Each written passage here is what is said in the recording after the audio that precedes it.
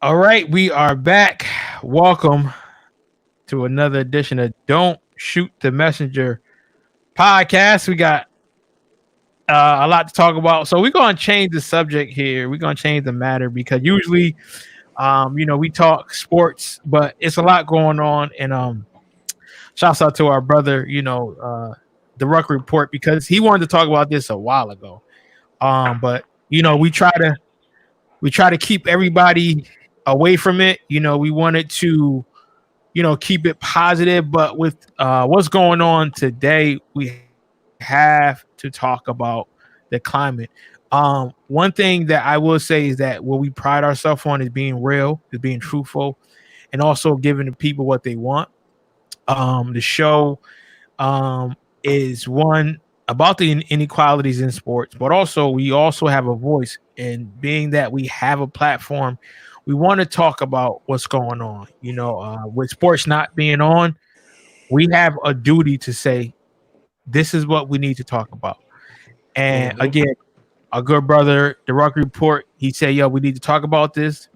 Chris and I, we didn't touch it on Friday, Thursday. I'm sorry, because we wanted to wait until he got here, and then another senseless murder of an African American male happened over the weekend. So we want to talk about this, and we also want to give the people a chance to talk about this as well, because we are the people's podcast. Without you guys, there is no us.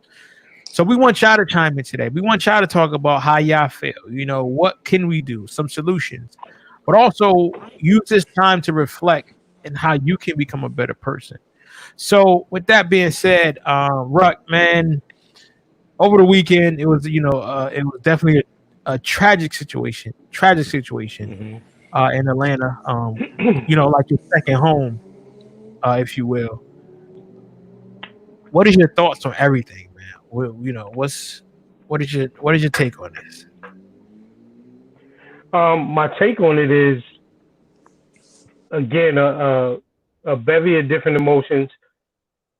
You first say it and you say again, then you say how mad and enraged you are, then you're saddened by it, then you want to see what's going to happen next. But just the thing that really shakes me about all that's happening is because we're so much or so far into the age of social media that everything is recorded, that everything is, live for TV.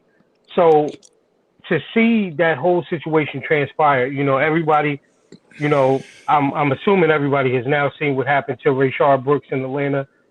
He was a gentleman that was reported sleeping in the drive-through.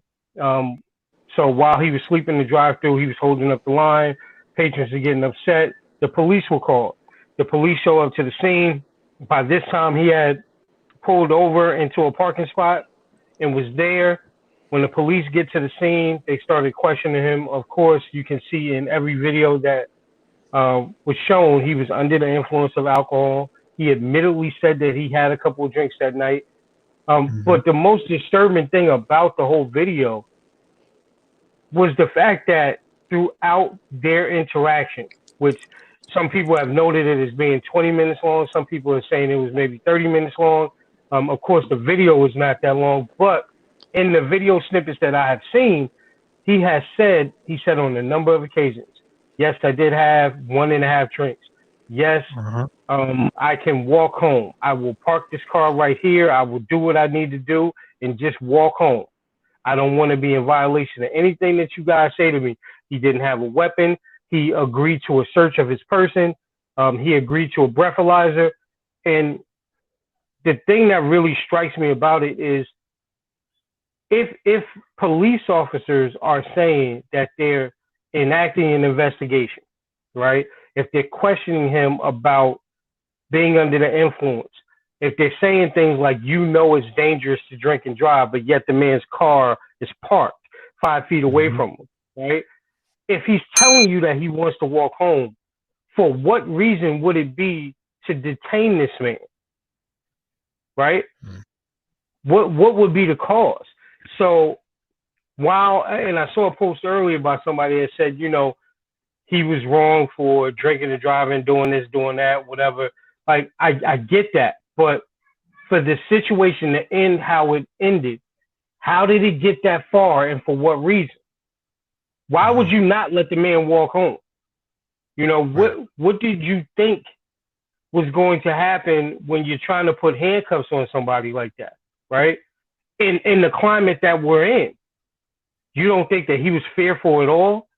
And it's just, again, we have to stand, because if we don't really stand in solidarity, this won't stop. If we don't have the reactions that we're having, they just won't get it.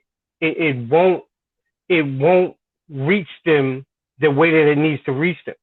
You know, I was having a conversation, you know, with OG Mamba Rucker, and one of the things that we talked about is the only times that our counterparts have ever really felt like we felt was when Nat Turner went on his little joyride. Mm-hmm. Because it was them, because they saw it, because they felt it, because it was right there at their doorstep. So it's too much, man. I mean, not even the weekend just culminating with that, but I mean, you see videos every day. There was a video, I think it was somewhere in California, where there was a homeowner that was painting. I'm not sure exactly if it was California, but there was a homeowner painting Black Lives Matter on like a stone wall in front of his own house, his own property. And he was approached by two Caucasians that said, you know, this is private property. Like, why would you do that? So he's like, listen, okay, so you know that this is private property. Yeah. Okay, so you know the person that lives here. Yeah. Okay, so I'm going to encourage you to call the police. If you know the person that lives here, call the police on me. And and they're saying this stuff and not even realizing that they're talking to the homeowner. So again, it's like, when is enough enough, man? But at the same time, you know, I don't want us to go so far that they put us in the spot that they can then justify the response of initiating the National Guard or something like that and killing people in the streets. You know, it's just it's too many jabs out here that it's too much, man. Like Trump's whole rally on Juneteenth and everything like that. Him then coming out and saying he talked to his black friends, so he's gonna move it to the 20th. Like it makes like you know what they say back in the day. It's like, you know, don't poke the bear. You know what I'm saying? So it's tons of, again, just like Raymond Bennett mentioned, you know, Jay Farrell putting out his tape of him being arrested and profiled. You know, I don't know where to go. I know what I want to do, but then you start to think about the impact that that's only going to have on us. And somebody said it earlier, you know, we really have to understand that this is really, in essence, all out war. So we gotta start preparing and being better soldiers. But it's a shame, man. It's a shame that that brother lost his life for nothing. That it was confirmed in the autopsy report that he was shot 2 times in the back, and those 2 shots killed him. It was confirmed that he did not have a weapon. He took a taser from them for somebody to die. You use deadly force on somebody running away from you. Is this Mike Brown again? So I don't know, man. But I know we in our group, and I know we talk about it as brothers all the time, but we need to take advantage of the platform that we have and make sure that we keep a different angle in front of our people. Yes, people, we want you to feel away. Yes, people, we want your senses to be heightened. Yes, people, we want you to start thinking a little bit differently and acting differently. You know what I'm saying? Because this is not the time, like we talked about when we were on earlier, to let off the gas. This is not the time to lose focus or be distracted. This is the time to lock in tighter. So yeah, I definitely wanted to talk about it because people need to hear it, man. Hear it from, I'm gonna call us a credible media outlet. You know, not somebody that's just looking to give you or to elicit an emotion out of you, but somebody to get you to think and see what the next step is. Because it gotta stop. It has to. Hey man, Chris, what's your take on all this, man? You know, it's so much going on, and we talk a lot off air, but you know, I really want people to see how intelligent we are. You know, because some people they don't. But we don't just talk sports, and you know, when we talk about things because we have sense and when we know what we're talking about. What's your take on all this, man? I mean, look, obviously it's frustrating. It's you know what? Fuck it. Look, America is exactly what it wants to be all the time. All the time. You know what I mean? Like, it works exactly how they thought it was going to work. And here's one of the biggest problems, or one of the biggest hurdling blocks. And I can't remember who I heard this from, but I couldn't agree more. I always like to give credit when I'm listening to somebody and they say something. I want to say it was old boy that hosts the Daily Show, flaking on his name right now, Trevor Noah. Okay. I think it was him that said it. He was like, "Yo, the government, especially the U.S. government, is built for this. They built the way that they structured this country is they structured it so that things like this can happen, and they could withstand the onslaught of protesting and looting and rioting, and then at a certain point, people will give up, and then they could go right back to what they were doing." You know what? No, it wasn't. It was Ebony K. Williams. That's who said it. It was Ebony K. Williams who said it. And what people need to realize right now, in this, obviously in this crazy time that we're living in, that they got to keep applying the pressure. They have to. As a matter of fact, coincidentally, this happens to be the best time to apply pressure because this is an election year. Yeah. So politicians are very sensitive to trying to get reelected. So they will do things that they won't normally do to secure their reelection. So pressure got to keep being applied, because if not, we'll be right back here in another. After the election season is over, they'll just keep riding this thing out, because this is what the system does. This is what cops do, especially when they have to deal with Black people who already have this stereotype of being dangerous, unlawful, and unjust, even though other counterparts are way more unlawful, commit way more crimes, and, get away with a lot. I mean, I just shout out to D.L. Hughley. He posted a tape of a guy trying to get arrested. Ruck, I know you know what I'm talking about. He posted a tape of a white man trying to get arrested, and the cop, the white guy was getting arrested by a white cop, and the white cop was telling him to get on the ground. He wouldn't get on the ground. Then he did get off the ground, and then went to try to steal the cop's car. Cop still didn't shoot him. Wow. The cop then tased him. He must have been on, I don't know, K2 or something, because he ate that shock like it was nothing. Ripped it off. Then started chasing the cop. Right? Cop still didn't shoot him. Tried to get in the cop car. Cop still didn't shoot him. Tried to get back in his car. Cop still didn't shoot him. I mean, we can go down the line of countless mass murderers that were arrested peacefully. But for some reason, when you're arresting a Black guy, he needs to comply, and be in the best standing. Right. And you know what? Even if you do that, you still might not make it. So, just look, man, there's some stuff I really want to say, but I'm not going to say. But I'll say this. I'll say this. No. We're not gonna. I ain't gonna get people.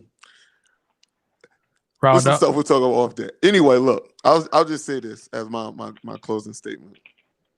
And just throughout history, what black people really need is power. That's what we need. We need power, because if we had the power, then we could make laws, create things so things like this couldn't happen. Funny thing with power, though, power is rarely given. It can be inherited, but it's rarely given. Most of the time when people get power, you got to take it. Just take it. Yeah. That's what I'll say.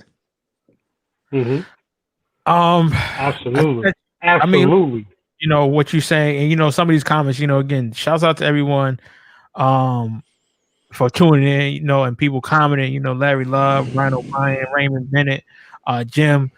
You know, it's a shame that we still have to talk about this in 2020. Anything that you read that was from, I don't know, 50 years ago, it's a shame that it still applies today. It should not be to the point where I can read an old book that Martin Luther King wrote, or also, you know, let's just say, Ida B. Wells, and it still applies today. We should not be looking at the stuff and be like, damn, yo, that happened last week. It should not be like that. And I think what needs to happen is that a lot of the power that is giving to a lot of officers, that power needs to be taken away. And we as the people, we need to get that power back. And that's why I encourage everyone, if you can't go out there, if you can't, you know, stand, do something to help those that are, you know, out there that are on the front line. Like for me, you know, I don't go to a lot of marches, but I make sure that my platform is representing the people that need to hear it. I don't care if 2 people listen. That's 2 more people than who had heard it before. Because, you know, to see a black man get murdered on video and he's praying and he's pleading. Like, people don't understand how vicarious trauma works. When you watch that could be, it affects you. And it really is affecting us because, again, we are black men. We work outside of the inner city. You know, like we work in districts and in areas where people can look at us and say, hey, what are you doing here? I'm going to call the cops. You know, I'm going to call the cops. But let me tell you what needs to happen. And Chris, and I know you don't want to get to it, but I'm going to say one thing that needs to happen is we need to get our black dollar to circulate, but also get them to get their dollars to circulate with us. I'm going to say that again. I know people like, yo, you know, exclude them. No, we need their dollar because you know why? Once we get their dollar, then we'll have something that they need, and we will have some power, and that's what it's about. And I know people gonna buy. That's cool. That's cool. Go ahead, Chris. Oh no, I just wanted to say that is not what I was gonna say. No. I didn't say you was, but I was saying, you know, for me, my approach. Okay, my approach was more on a you know, I could get not even militant. I biblical. Okay. Eye for an eye type. Yeah. Biblical. Okay. Okay. But you know, I don't want to encourage you. I know how I would handle certain things. Right. And that's just me. I don't want to put that on nobody else. No, I understand because after a while, people are going to get tired, and people are going to get tired. And this is why, when you know, that's why people fighting back, and people say, "Oh, you know, it's about the building. You know, they're destroying this property." Well, how about a life that's being destroyed? Not saying, "Oh, damn, you know, this building is burnt," but let's talk about the person that died. Think about that. You know, think about that. Listen. Shout out to Brian O'Brien and Raymond Bennett in the comment section too, and obviously Larry Love as well. Media. Brian O'Brien said media fucking thrives on racism, and that is real talk. Let me tell you something. Yeah. The media is eating this up. I mean, media loves this. I mean, they don't really care if racism ends or not, but they love the coverage. They love to be able to show. Because the first thing they'll say, black man or white officer. That's what they say. I'm sorry, Chris. I'm sorry. No. I wasn't gonna say nothing, but you're right. No, keep it going. Listen, it's at the end of the day, you know, and I say this, and I know we laugh at it all the time, and people find it funny, But it's true, man. Don't stop falling for the banana in the tailpipe, right? True. We've been down this road before. We've been down this road with segregation, right? Let's just start there in the civil rights movement, right? We wanted everything to be desegregated for us to be included, for there to be some inclusion. And you know what? At some point, the other side got hit to what was going on and was like, there's another way that we can get them. Yeah, let them eat at our lunch counters. Let them go to our schools. There's another way that we can get them, right? Then they hit us with welfare. Then they start taking the fathers out of the homes, right? Mm-hmm. And then every other credible source that was about our community coming back together, they had to infiltrate and destroy, right? Look at these Muslims. They're preaching hate. Y'all shouldn't want to be like them. To the point in our own community, there were times that people was like, nah, I don't want to be no Muslim. Like, I like pork chops too much. Mm-hmm. You know what I'm saying? When it was Dr. King's time, you had to put Dr. King against Malcolm, right? They can't like each other because they're preaching two different messages. No, they weren't. It might have been two different lenses, but the total was everything about our community coming back and standing for what it is. And that's the same reason that this stuff goes down. Like, am I mad that they burnt the Wendy's down? No, I'm not mad because we was the ones that were spending money there anyway. Wait, right? hold on. Like, real quick. They burnt down whole cities. They burnt down whole. Listen, that's what I'm saying. Like, if you look at what happened on Juneteenth, like, they burnt down one of the most illustrious cities, black cities, in Oklahoma, right? They've done it millions of times. So them getting a store burned down. Don't forget about Rosewood down in Florida. Exactly. It will never equal. It will never equal. But the message has to be clear to our people. It's only going to stop when we want it to stop. When we say collectively, enough is enough. Again, I understand the fear in some of these situations, right? But there were a whole crowd of people watching Rayshard Brooks run for his life. Mm-hmm. That was African American. Somebody else could have done something, right? And I'm not going to put the whole weight on them, but what I'm saying is, when will we say enough is enough? Physically, not just by a protest, but no, it's not going to happen. Mm-hmm. So that's what all of this leads to. The only reason it stops, or the only way it stops, is that we come together and we make something happen. If we know the money grab is us being the biggest consumers in the world, then do something where we're not spending our dollars. Mm-hmm. Make one solidarity move where they understand that we are the biggest consumers in the world. Let it happen. And then see what they do. Put it back in our communities and then see what they do. Not asking for them to do it, but us doing it ourselves. Mm-hmm. So it has to happen. But until it does, it's going to be on repeat, man. History is bound to repeat itself. Yeah, Ruck, I was listening to an old clip of Minister Louis Farrakhan. He said something that was real enlightening. He said, yo, you know why? Because you know how Minister Farrakhan goes. He said, you know why you white folks are so scared of black folks? He said, because he said, and the reason why you think we're always violent, he said, because you think that if we ever band together and do what your people did to us, yeah, mm-hmm. that you're not going to be able to stop it. And I was like, yo, you know what?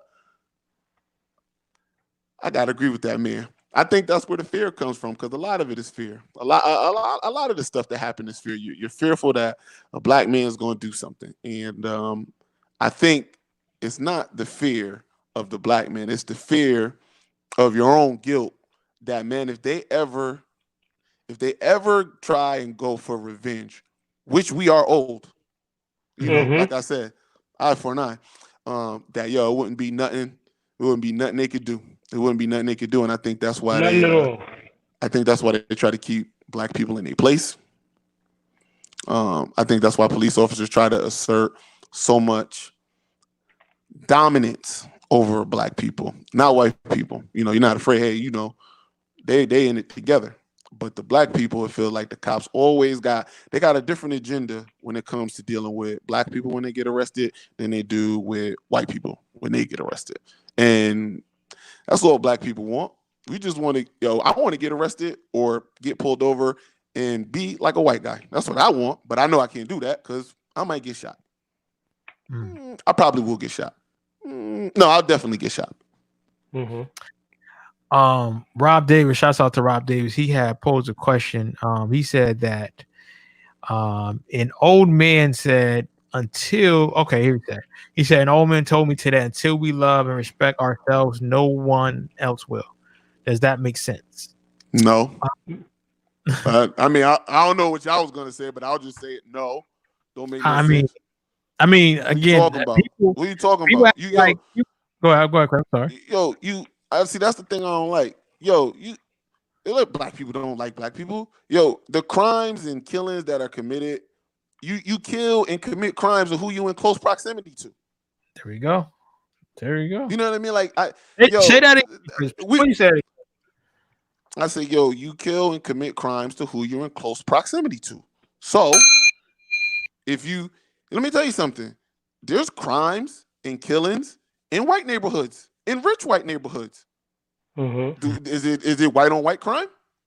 But it's only black on black crime when black people do it. But right. I always see, every time I see it, most of the time, the majority of the time, every time I see a serial killer or a mass killing or something like the wildest, craziest thing, it's always happening in the suburbs. Mm-hmm. They don't get no stigma for that.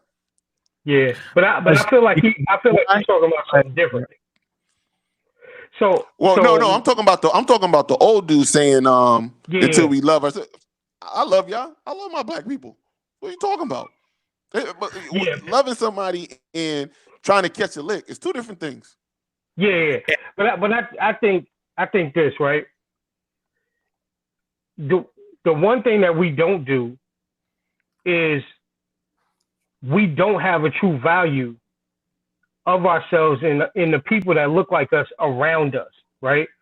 And for whatever reason, we always, go into that crab in the barrel or the Willie Lynch syndrome and Uncle Tom thing, where we're all sitting on the edge, like, nah, if you got something like Chris, you got a house, you and Quet got a house, I should hate y'all because I don't have a house.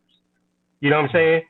And I think that's But I don't think that's a black thing, though. I think that's a people thing. If I was in another, it's a people thing. But the reason it becomes a black thing is because, again, we buy into so many of these false narratives. Just like we just had the conversation on the last show when we were talking about kids going to the HBCUs and all that stuff like that, right? Mm-hmm. Like, listen, even that conversation could have been precipitated by a whole bunch of posts that were going on throughout the week. People in New Haven, around New Haven, talking about, nah, my son ain't going to no black school. He going to this school or that school, blah, blah, blah. This black schools is whack and blah, blah, blah. And it's our own people talking about our own people, right? Mm-hmm. So, and that can be, even though I understand what you're saying, Chris, but that can be a type of self-hate. You know what I'm saying? Like, if I don't aspire to be where they are, then I'm not good enough. Then I'm not inferior. And a lot of our people feel like that. They feel like that, right? But then there are certain areas where, we as a people, if we decided that, again, like we said, even with the HBCU thing, if we decide as a people to move in one solid unit, it's nothing that they can do to stop us. Nothing. And that's the one thing that they would hate. They would hate for us to see. They would hate for us to get on one accord. It's just like the same thing in LA. Like, listen, you can call it conspiracy theory or whatever, but people hated seeing the Bloods and the Crips getting together. They really did. Because you know how much power that showed? You know what I'm saying? And they had no doing in that. And they were like, damn, if they really get together, imagine what this could look like. You know what I'm saying? Just think about this, right? And we see it all the time, just apart from the show. Think about this, right? If there were all the prominent people, or say all the coaches in New Haven, right, that said, yo, we just going to be about getting these kids better, teaching them the game that they love, making sure that they get a free college education, whatever. If it wasn't about, oh, I got to get this kid, or if you working with this person, you ain't that good. Imagine where, and again, I know it could be a far stretch in looking at it, but imagine where our community would be. Because you're talking about a lot of African Americans in prominent positions in our city that have direct contact with our youth that may be lacking male figures in their life. Imagine if they got a solid message all the time. Not, yo, if you go work with Quet, you a sucker. Mm-hmm. You know what I'm saying? Imagine the impact. Imagine the impact. I mean, I hear what you're saying, but at the same time, like, I'm looking at it like, yo, white people badmouth their own people all the time. It just infuriates me because it's like, yo, black people are the only people, I feel like black people are the only people that get held to a standard that nobody else get held to. It's like, granted, other groups of people band together in much different ways, but they all came up together at the same time. You know what I mean? Mm-hmm. So, like, I get it. Jewish people, they stick together thick and thin. They do their stuff right. They got their own super PAC for voting. I understand that. But also, all the Jewish people came up at the same time. Black people coming up in stages, man. It's people that's way behind the game. It's people that's ahead of the curve, not ahead of the curve. And so I just don't understand why when a white person or any other race person goes, nah, you know what? Nah, I ain't going to Harvard. I ain't going to Yale. They suck. I'm going to Dartmouth. But when a black person say, I'm not going to a HBCU because they suck, I want to go here, it's like black hate. It just could be a perspective of I just don't want to do that. You know what I mean? And I'm not saying you're not wrong that some black people don't got self-hate, because they do, but I feel like every race, they all got everybody got some self-hate in every aspect of white, black, Spanish, Dominican, whatever the case may be. Look at the mob. I feel like everybody got, Look at them. Yeah, look at the mob. Yeah, the mob. You know what I mean? Everybody can have a level of that, but I just don't like that it's only pointed out, and I'm not saying it's pointed out by you, Ruck, but the only time people see it as a problem is with black people. Anytime people see a group of people not being together, it's only with black people. It's like anytime it's any group effort, everybody else could do what they want to do on different levels, except black people. That's I just don't subscribe to it. I don't like it.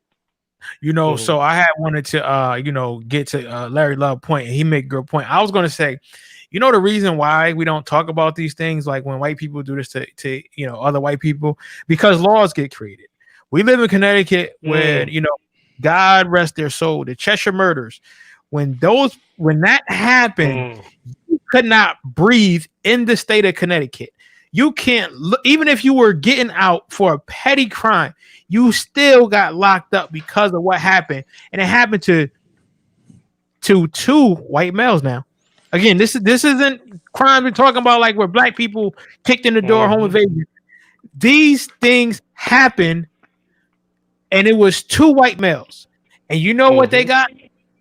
They got an HBO special. You know what they got? They got petitions to try to get them help. Whenever a black person does something, like Larry Love said, if a black person kills another black person, the other black person go to jail. But if it's the cops, if it's something else, that's not how we treat this dude. This motherfucker, part of my language to people that don't curse. Dylan Roof was able to get fucking Burger King. He was able to get Burger King after he just murdered 9 African Americans after he finished praying with them. Let me say that again. Dylan Roof was allowed to get Burger King and unscathed after he just killed 9 people in a church after they just prayed with him. And you telling me that fucking Wendy's matter and nobody was killed? And people keep saying, oh, look at these savages. They keep burning. And this shit is crazy because it don't even be us that be burning the shit down. That's who get blamed for it. We do. We get blamed for being upset. Kind of shit. I'm going to say it again. We get blamed for being upset, and they look at it like, what the fuck? And somebody had a quote that said, what did they tell you? How much justice you want? Right. They said, how much justice you want? somebody said racism is so American that even when people stand up against the racism, they are looked at as not being American. I give you the quote. It says, I'm sorry. Go ahead. it says, America is so racist that when people protest against racism, people think they're protesting against America. That was the quote, which was a classic. That was a good one. I won't lie. That was one of the best ones I ever heard. And it's just so sad because whenever we get mad, and Chris, you said this a long time ago, man. You put it into perspective. You said, and you can quote me because sometimes I'll be fucking it up. You said it's funny how the cops are the trained professionals, but they want you to be calm with a gun to your face during a stressful time. Right, yeah. It's like the cops are supposed to be the trained person, but you need to be the one that's relaxed because you don't want to spook them. Right. You don't want to scare them, which is, it's funny though, because they don't get scared around white people. That's the only part. That's the part that they could do everything that they want to do, but they won't get scared. Like Chris, DL put up another clip. I don't know if you saw it. You had to see it, right? There was a guy and his wife. His wife was recording. The guy's fighting the cops. And everybody's Caucasian in this situation. The wife is on the camera saying, "Don't fight them. Just let them take you. Let them take you." Right. Not only does the guy fight the two cops off, a man and a woman cop, he's hitting both of them, takes the billy club, hits both of them. He gets into their police vehicle, locks the door, and drives away. There were no shots fired. There was no taser used. There was nothing after he hit both of them. Nothing happened to this man until they peacefully arrested him 6 hours later. Must be nice. Must be nice. Must be nice. We got an officer who says, happen to be black. He said he gets scared around white people, but calm around black people. Is listen. It's too much, man. But again, go back to the part about like that you said, Quet, that people really don't understand. Like, trauma is a real thing, right? And trauma is a thing that really heightens the reactions and responses in situations. Because just like we just saw with Rashard Brooks, because he was black, because it was in this time that was going on, he may not have seemed like it in the video, but he was scared for his life. He said, "Officer, I can walk home." He said, "Please." He said, "I can walk home, please." A number of times. He said, "Officer, I don't want to be in violation of anything that you guys want me to do. Officer, I just came from my daughter's birthday party." But what do you hear the officer asking? Why do you have all this money on you? What do you need that for? Wow. So how many drinks did you have again today? So you know that drinking and driving is wrong, even though you're not driving right now. But let's not forget. But let's not forget. I don't want to cut you off. He said the cop said, "Well, I just need to know this for my investigation." How is there an investigation? How? I never knew that in any law, state or federal, that you could receive or be arrested or detained for a DUI, because it stands for, please correct me, brothers, if I'm wrong, driving under the influence while you're not driving. If a vehicle is not in motion, if your car is parked on private property, because that parking lot is owned by Wendy's, it's private property, or whatever other businesses it is, right? If you're not driving, how would you even need to be detained? Right. And you know how many times that we have seen videos of Caucasian people being under the influence and left to walk home? Yep. Or go back into their home? Or giving rides to get there. So again, it's the mental. It's the trauma that's there. And listen, I get it, because me and Chris had talked about it a number of times, especially with Farrakhan and just with the nation in general. Like, we know why you scared of us. We know that, But the funny thing, and Chris, you'll get this one. You know what it is that makes them even more scared? It's just like, Chris, remember that movie Percy Jackson? And remember when they was in a hotel and the dude said, "Hey, I think he's waking up." Yeah. That's what they scared of.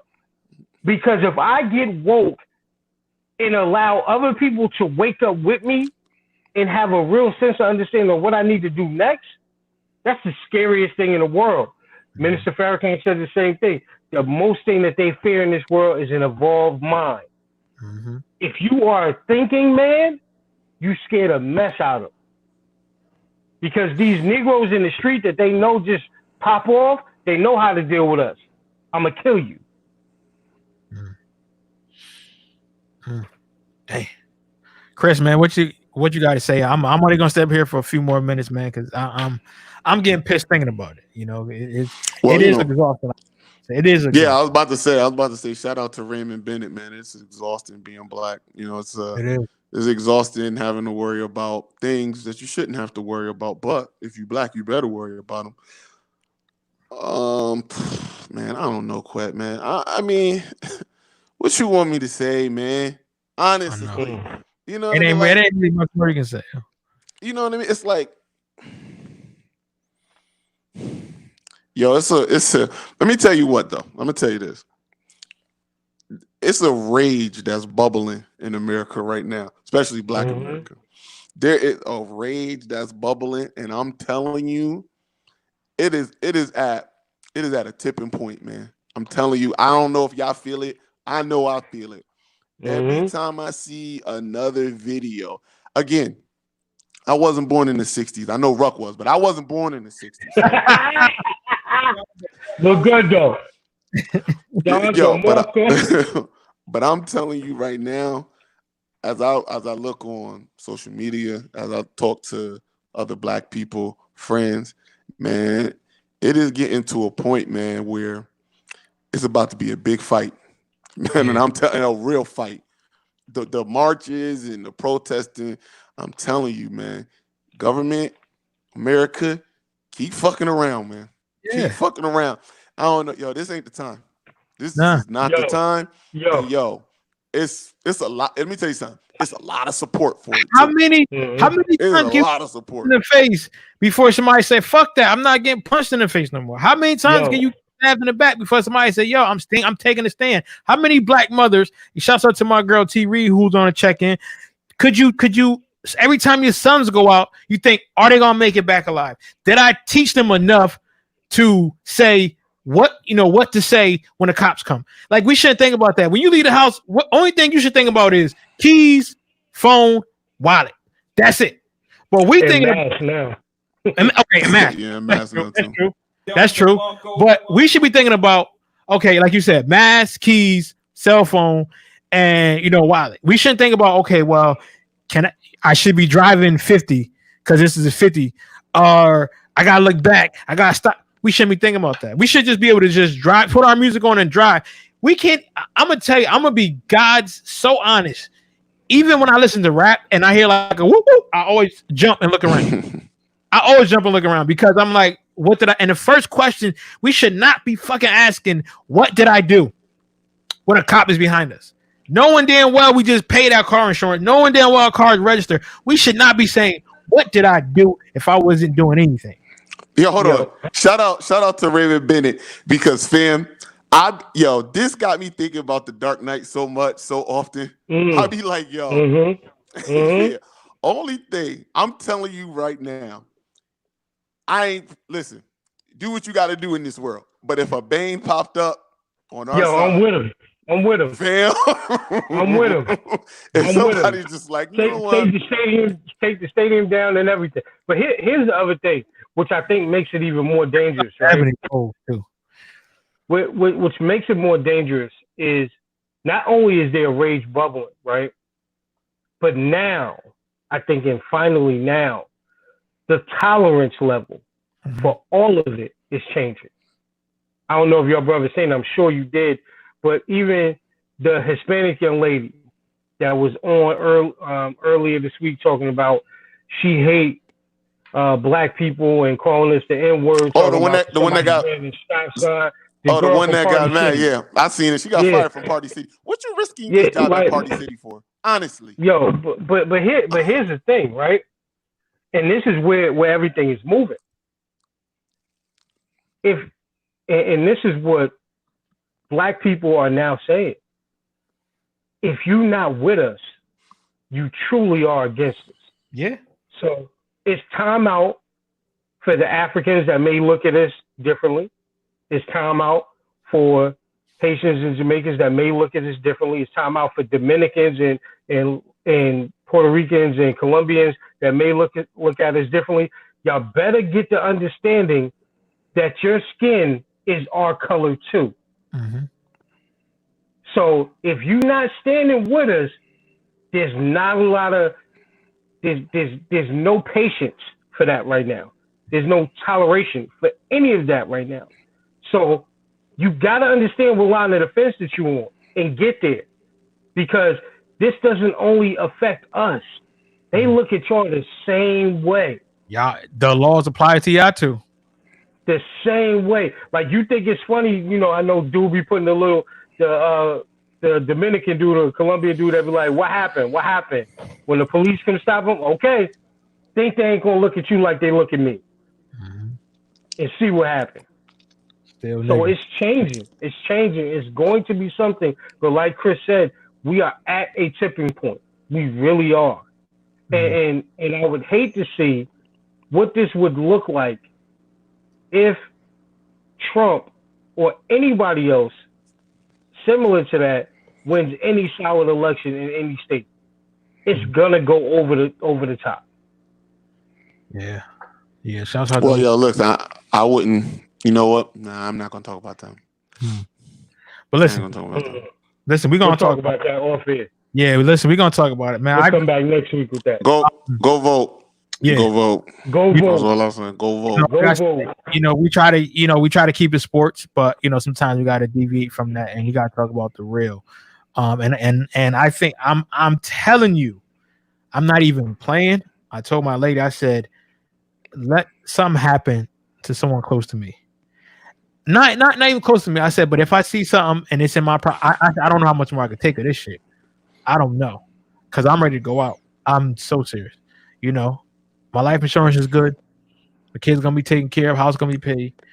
Like, I'm tired of this shit. Yo, it's funny too, Quack, because we talked about it, and I said, yo, when I be seeing these parents on the news, and they be talking about, they don't want no violence and they just want peace and love, I be like, yo, they a better person than me, fam. They a better person than me. Fam, they got some strength. Yo, they got that agape love. I don't know, fam. They got something that I wish I had, because, boy, I tell you, that's that whole biblical stuff I was talking about earlier. I'll be ready. I would be ready. You know what? It is what it is at that point. But, I think people are fed up. I think, I don't know about y'all, man. It just feels different. Because, this has been happening for a long time, honestly. It's been getting recorded for a long time. It's been online for a long time. I mean, how long was Eric Garner? It was 15? Yeah, 2015. That's 15. Trayvon, huh? I said same year Same we year had we started up. And Trayvon Martin, that was what? 13? 14? 2013 or 12. 2013, 2012. I'm just saying, yo, it's like stuff like this has just been happening, and I just think we got I don't want to say perfect storm, but that's the only word I could. It was a perfect storm with the COVID and nothing else on TV, and it was just you just seen it, and it was big profile too. It was the Ahmaud Arbery's joint happened, and everybody was furious, and then right. The Ahmaud the Arbery joint happened, and then the EMT lady who got shot with the messed up no knock warrant that got shot up by the cops. Breonna Taylor. Yeah, Breonna Taylor happened, and then my boy George Floyd happened, and it's just like that was enough. It's always been happening. I want to make that very clear. It's always been happening, but it just felt like at this time, with the way everything was just moving in the United States at the time, this just wasn't the time for it to happen for the government. Any other time, they would love to just sweep this under the rug. Wasn't a lot to talk about. Wasn't a lot to talk about. Everything was shut down. It wasn't. This is the only thing you could talk about, and you got people starting to realize. That's why I love Coach Greg Popovich, because he always been a real one, right? To get on some sport, he always been a real one, and he understands. Coming from a military background, he understands more than most white people how frustrated and how angry Black people are, and he still, even in that, I think we all can agree here that we all think that Pop handles it the right way. He put out a quote. He put out a quote yesterday. He said, "Man, he was like, I talked to my players and everybody again, and he was like, you know what I still learned? That I still don't get it as much as I think I do." That's what Coach Pop said.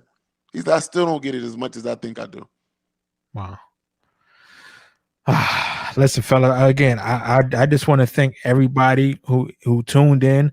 You tuned into the Don't Shoot the Messenger podcast. And we usually talk sports, as you can see the hardwood floor in the back. But again, we have a duty as men. We have a duty as African Americans, men, to talk about this stuff, and we need to make sure that this stuff is addressed. And we need to let everyone know that we are upset. And even if we can't be out there, it's something that you can do. If you can vote, if you can, have the platform, whatever you can do. Do your part and make sure that you are speaking out. And I had a few conversations with a lot of white friends who hit me up and said, "Hey, what can I do? Let me know." The first thing I say is talk to anyone that brings it up in a negative way. Educate them, like I'm about to educate you, and that's what we usually do. So again, thank you to the turnout. We appreciate everybody. We are the People Podcast. Without you, there is no us. So thank you so much. Again, I want to thank our, someone who donated, Anthony Love Jones. Gotta thank him. Also, we gotta thank our sponsor.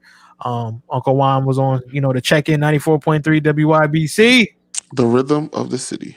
Yes. On that note, thank you. Hold on. We ain't gonna do the John Legend this week. Oh, come on, man. We almost made it.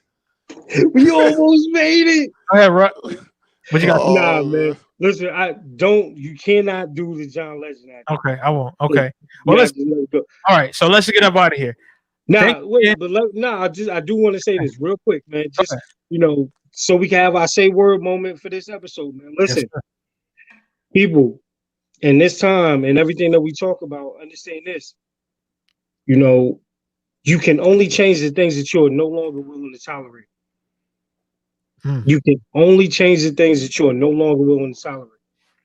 So if a lot of this conversation hit different for you and you that mad, do the things that you need to do to change that because you're tired of it. But again, like we always say, come out of this time, let's get better because we need to. Our life depends on it. Literally. So let's get it, man. On that note, thanks again for tuning in to another edition of Don't Shoot the Messenger podcast. I'm your boy, Professional Son. And I'm your boy, Chris G. And it's your boy, The Ruck Report, Jersey. Peace. See y'all this week.